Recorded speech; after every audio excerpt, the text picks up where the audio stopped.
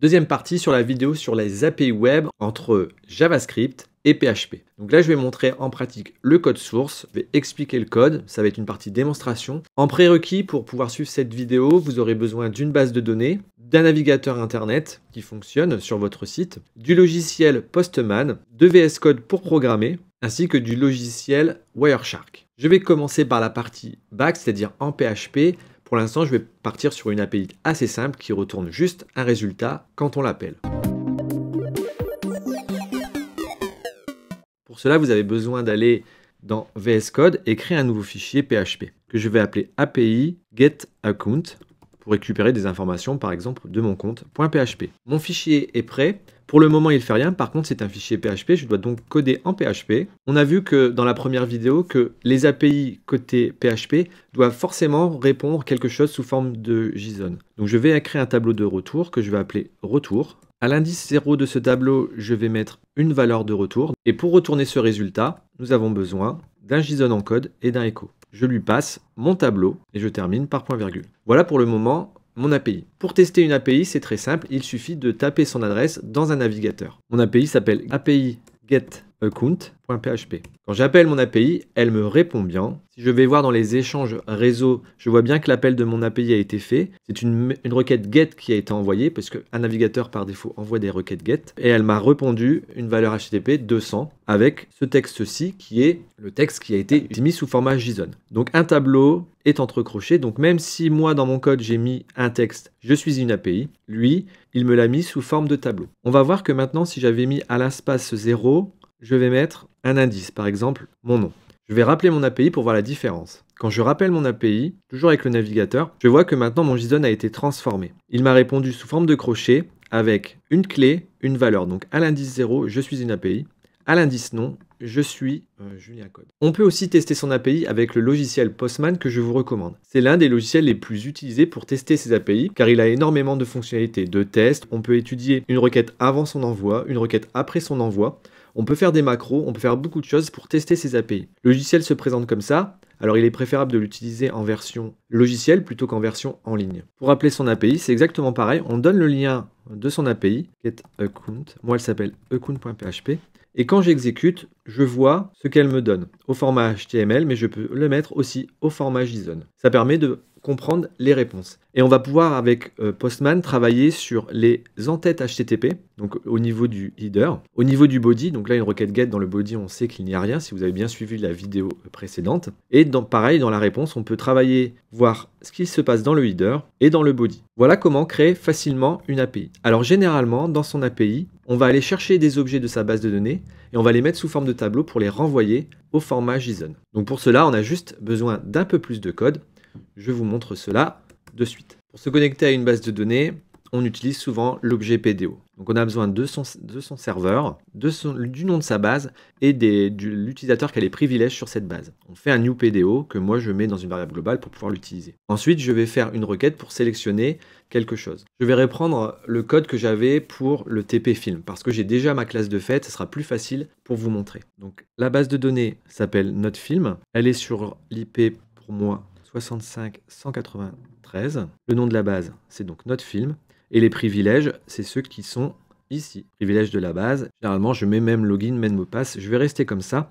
On va tester ça. Pour tester, je mets mon code dans le try et je récupère l'exception. Alors attention, je ne suis pas en codage PHP de base. Je ne peux pas mettre des échos partout. Il n'en faut qu'un seul. Donc là, je vais mettre mon message dans le retour à la case 0. Quand j'attrape une exception, c'est $error. Et l'objet exception possède une méthode qui s'appelle getMessage qui permet d'avoir le message d'erreur s'il y en a eu un. Toujours pareil, j'appelle mon API, donc soit au navigateur ou soit avec Postman en faisant send et on voit que pour l'instant mon API fonctionne, je n'ai pas d'erreur. Si j'avais eu la moindre erreur dans mon code, par exemple l'utilisateur je mets route au lieu de route, si j'exécute, j'ai bien une erreur qui est par exemple accessDNet for user root, j'ai bien mon message qui apparaît dans la case 0. Je vais juste faire une petite requête pour sélectionner une collection d'objets pour vous montrer comment on place des objets dans un tableau d'objets pour l'envoyer en JSON pour voir un peu le résultat. Pour gérer mes objets, j'ai décidé d'utiliser la classe user que j'utilise le plus souvent où il y a login pass. Donc je vais récupérer le code de la classe user que je vais intégrer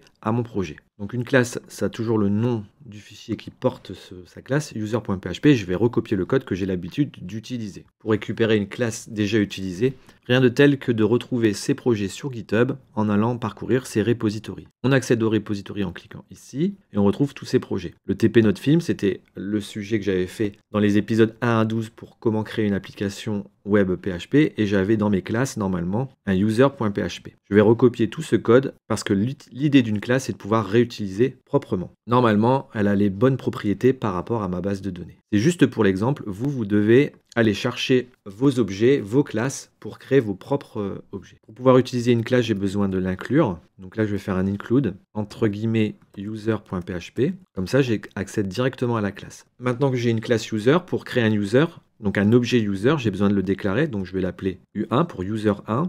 Et je vais dire que c'est un new user. Je ne connais pas les valeurs à mettre pour le constructeur, donc je vais ne rien mettre. Par contre, moi, ce qui m'intéresse, c'est de récupérer tous les utilisateurs. Donc, j'ai rajouté cette méthode getAllUser pour avoir tous les utilisateurs. Je crée un tableau, je crée ma requête. Ensuite, ma requête, je fais un parcours du résultat en fetchant les résultats un par un.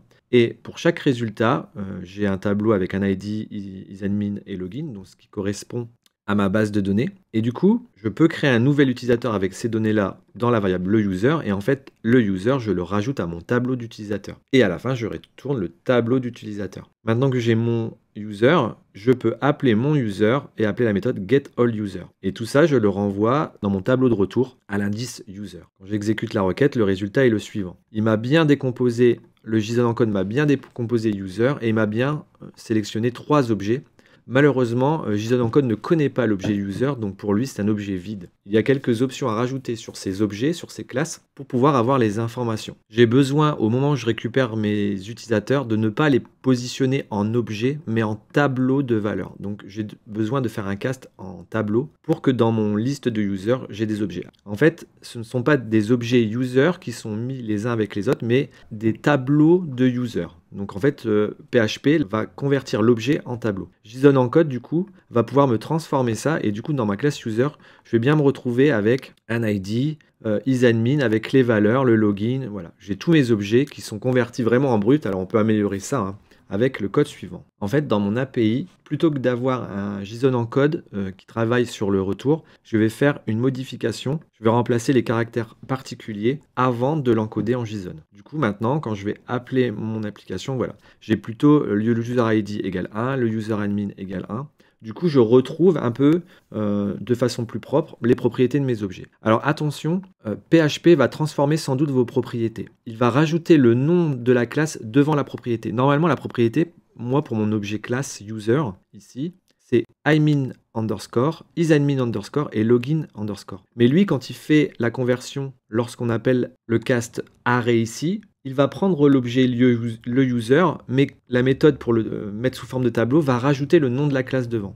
C'est pour ça qu'on a la classe user, le nom de la classe user juste devant id underscore, la classe user juste devant isadmin underscore. Donc il faudra savoir côté front, quand on va récupérer ces données sous format JSON, que les propriétés sont précédées du nom de l'objet. Les inspecteurs éléments ne permettent pas d'avoir une vraie structure visuelle sympathique. Du coup, on utilise plutôt Postman. Et Postman, si on appelle la requête, on peut la mettre au format JSON pour voir les résultats. Voici donc ce qui est retourné par mon API. On a ici un tableau de users avec 3 users. C'est exactement ce qu'on retrouve dans la base de données. Donc voilà comment construire très facilement une API pour transmettre des données de la base de données en forme d'objet et l'envoyer au front. Maintenant qu'on a la partie JSON au milieu qui est renvoyée par l'API, donc on a son API côté back qui renvoie des données, on a le JSON qui est envoyé, on va s'occuper de la partie JavaScript. Pour cela, on a besoin d'une page HTML et à la fin du body, on va exécuter un script qui possède comme source, par exemple, api.js. Il faut donc créer un fichier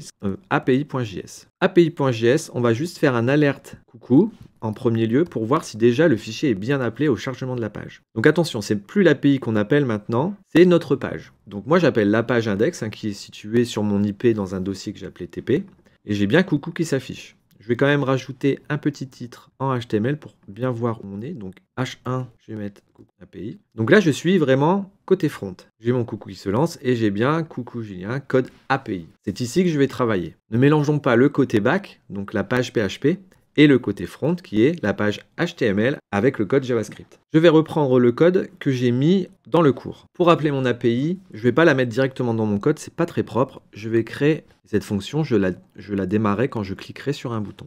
Donc le code est le suivant. Le nom de l'API, c'est bien ce qu'on avait mis ici, API getaccount.php. Pour l'instant, elle n'a pas de valeur à donner.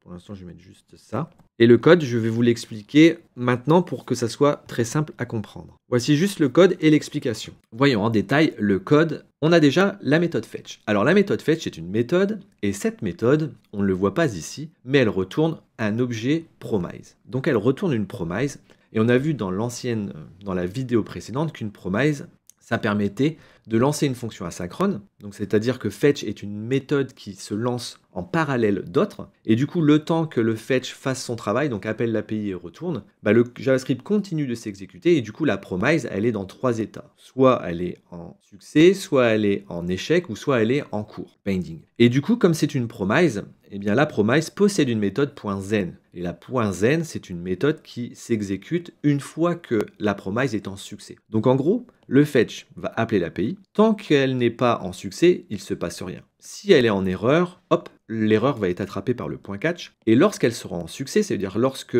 PHP aura fini son travail et aura renvoyé l'information à JavaScript, on va pouvoir exécuter la fonction .zen. Et dans .zen, on passe une fonction anonyme, donc là c'est une fonction fléchée, mais c'est la même chose, avec un .json. En gros, on va dire que tout ce qui arrive du fetch, parce que c'est des traitements HTTP, donc c'est des données brutes qui passent, du texte, on va le formaliser en JSON, pour que ce soit plus simple après de l'utiliser, et vous verrez pourquoi. Le problème du .json, c'est le même problème que la méthode fetch, c'est que ça renvoie un objet de promise. C'est pour ça que l'objet JSON possède aussi son .zen. Du coup, le deuxième .zen, c'est la fonction ici. Donc, tout ça va s'exécuter une fois que le code qui est arrivé sera mis dans un objet JSON. C'est aussi une fonction asynchrone, donc c'est aussi une fonction qui s'exécute en parallèle.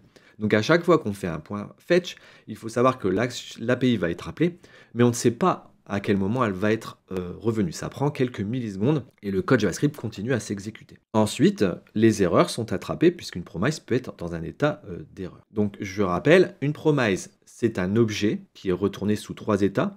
Pending, ça veut dire qu'il est en cours. Succès, ça veut dire qu'il a réussi. Erreur, ça veut dire qu'il y a une erreur. Une promise possède une fonction .zen qui est exécutée une fois que l'opération est en succès. C'est pour ça que le .zen exécute une fonction après que la méthode fetch retourne ses résultats. La méthode fetch retourne une promise et le .z qui est appelé possède une callback, donc une fonction qui est appelée lorsque la promise est en succès. Ainsi, pour résumer, fetch va appeler l'API, va récupérer des résultats, on ne sait pas quand, mais ça va le faire, et une fois que les résultats seront là, le .z va exécuter la fonction JSON, c'est-à-dire qu'il va prendre les données et va les mettre sous format JSON. Le code est un peu compliqué, je vais le détailler ici. Pourquoi on a le .zen qui est accroché comme ça à la parenthèse? C'est parce qu'en fait, le fetch, c'est une méthode, donc une méthode, paramètre, on appelle la méthode, et en paramètre, on met l'information attendue, donc ça c'est le lien de l'API.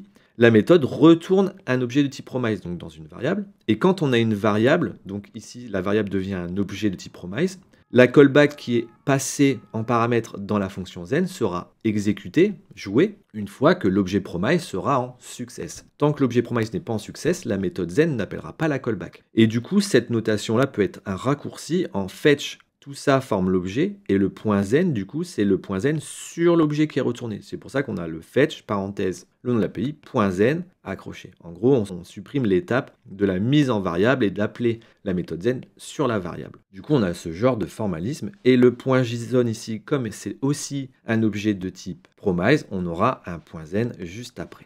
Alors, comment on fait pour accéder à ces données une fois que ça arrive côté front? Eh bien, on utilise la même chose que lorsqu'on essaye d'accéder à un tableau ou à un objet côté JavaScript. Donc tout ça là, ça arrive dans le getClient.php, c'est ce qui retourne de l'API. Le résultat va être JSONné, donc on va le voir sous format JSON. Une fois que c'est fait, on aura ça sous forme data. L'accolade ouverte ici et ici, ça représente data. Donc tout ça, c'est la data. Si je veux accéder au client avec un S, j'ai ici un crochet. Ça veut dire que j'ai une collection. Collection 0, 1, 2. Donc 0, 1, 2. Et lorsque j'accède à des collections, quand c'est des objets, eh bien, les propriétés, c'est point et le nom de la propriété. Donc là, point nom, ça va être ceci.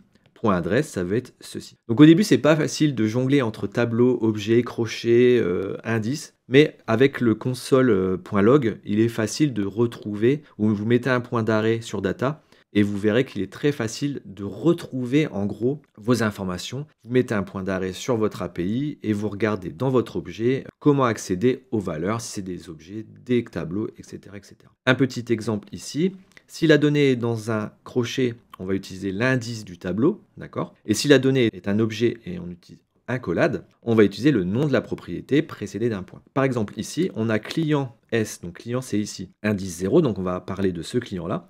Point nom, ça va être la propriété ici, donc ça va afficher ici Dupont. Ensuite, on a le point 1, donc on va parler du client ici numéro 1, et on va aller chercher son adresse, 45 rue du Faubourg Saint-Honoré. C'est ce qui va s'afficher dans la console. Et ici, le deuxième client, c'est celui-ci, donc c'est le troisième indice 2, parce qu'on commence à l'indice 0. Point ID, ça va nous afficher normalement 3. Donc voilà comment on récupère les données back qui ont été JSONnées en JavaScript. Puis ces données, une fois qu'on les aura, avec un petit getElementById, on les mettra dans une div. Maintenant qu'on a bien compris le code, je vais créer une div lance API. Et pour afficher le résultat, je vais ici créer une div qui s'appelle résultat. Pour mettre un événement sur une div, la méthode est la suivante. Pour vérifier que ça marche, ici je vais faire un alerte. Je vais dire API lancé, point virgule. Je vais tester ça. Je recharge ma page. Ici, lance API, quand je clique, j'ai bien API lancé. Donc là, je peux enlever mon alerte. Moi, mon code est bon. Si vous avez des problèmes, n'oubliez pas que l'inspecteur élément peut vous aider. Vous pouvez mettre, quand vous affichez la source, cherchez votre fichier api.js et mettre un point d'arrêt. Si vous actualisez la page, vous lancez, vous allez avoir votre code qui va s'arrêter et vous allez pouvoir le déplacer ligne après ligne. Donc là, l'API se lance, elle est lancée. On va voir tout de suite ce qui se passe au niveau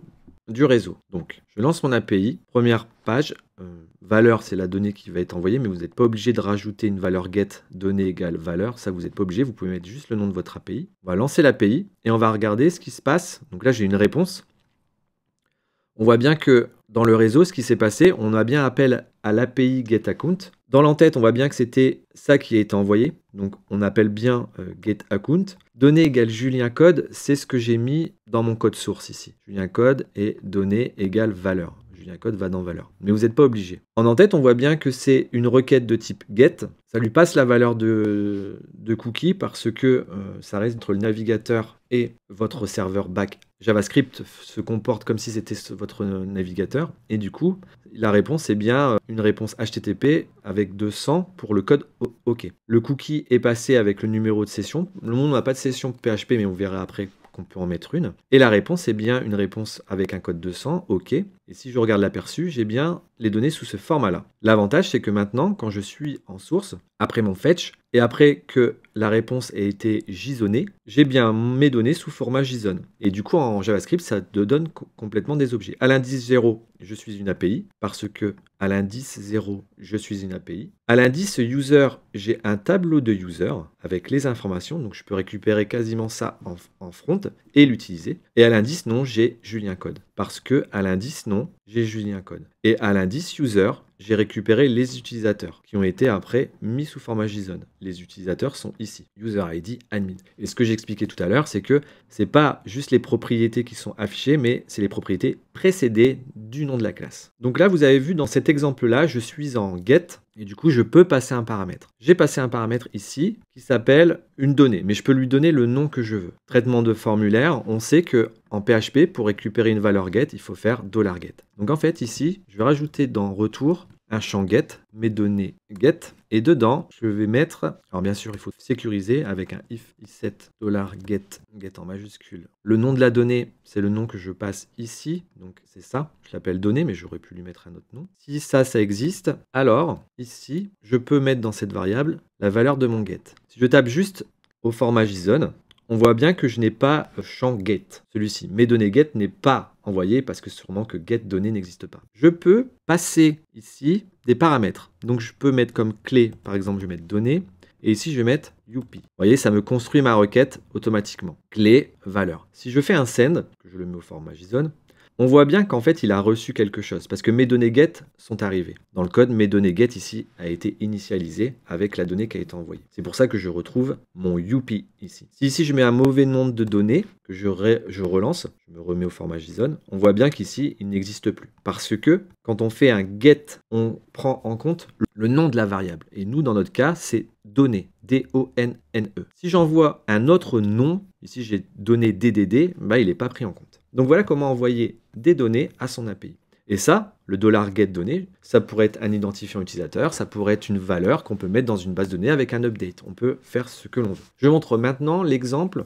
au format post, parce que là, pour l'instant, j'ai fait au format get. Donc là, on va l'appeler appel API get, et je vais faire la fonction appel API post. Donc en haut, c'est l'appel en get. Donc généralement, on aura le point d'interrogation, le nom de la donnée égale et le nom de la valeur.